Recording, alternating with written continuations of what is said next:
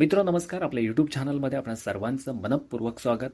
सातबाऱ्यामध्ये सरकारने एकूण 11 नवीन बदल केलेत आणि या नवीन 11 बदलांमुळे सातबारा वाचणं आणि समजणं आता अत्यंत सुलभ आणि सोपं झालंय. खरं तरी सातबाऱ्याच्या बाबतीत शेतकऱ्यांसाठी व सर्व जमीनधारकांसाठी एक मोठी अपडेट आहे आणि म्हणूनच मित्र या व्हिडिओमध्ये आपण जाणून घेणार आहोत की सातबाऱ्यामध्ये असे नेमके कोणते नवीन बदल झालेत आणि त्याचा शेतकऱ्यांना काय फायदा होणार आहे. सातबाऱ्यामध्ये झालेला पहिला बदल असेल गाव नमुना 7मध्ये गावाच्या नावासोबतच आता कोड क्रमांक असणार आहे. इथून पुढे जे नव्याने सातबारे मिळतील ज्याच्यामध्ये गाव नमुना 7मध्ये गावाच्या नावासोबत कोड क्रमांकाची नोंद असेल. त्याचबरोबर दुसरा बदल आहे लागवडी योग्य क्षेत्र आणि लागवडी अयोग्य क्षेत्र यांची स्वतंत्रपणे नोंद असेल, स्वतंत्रपणे दाखवलं जाईल. तिसरा महत्त्वपूर्ण बदल असा असेल की शेतीसाठी हेक्टर आर चौरस मीटर तर बिनशेतीसाठी आर चौरस मीटर नवीन भूमापन पद्धतीचा वापर सुरू होणार आहे.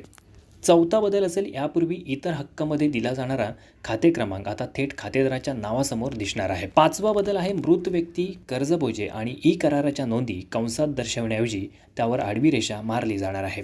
सहावा बदल मित्र करण्यात आला आहे फेरफार प्रक्रिया पूर्ण न झालेल्या जमिनींसाठी प्रलंबित फेरफार हा स्वतंत्र रखाना असणार आहे. तर सातवा बदल असेल सर्व जुन्या फेरफार क्रमांकासाठी वेगळा रखाना आता सातबाऱ्यामध्ये तयार केला जाणार आहे. मित्र आठवा बदल असेल 2 खातेधारकांच्या नावामध्ये ठळक रेषा असणार आहे, त्यामुळे नावे स्पष्टपणे वाचता येणार आहेत. सातबाऱ्यात नव्याने झालेला 9वा बदल असेल गट क्रमांकासोबत शेवटचा फेरफार क्रमांक आणि त्याची तारीख इतर हक्क रखान्यात शेवटी दाखवली जाईल.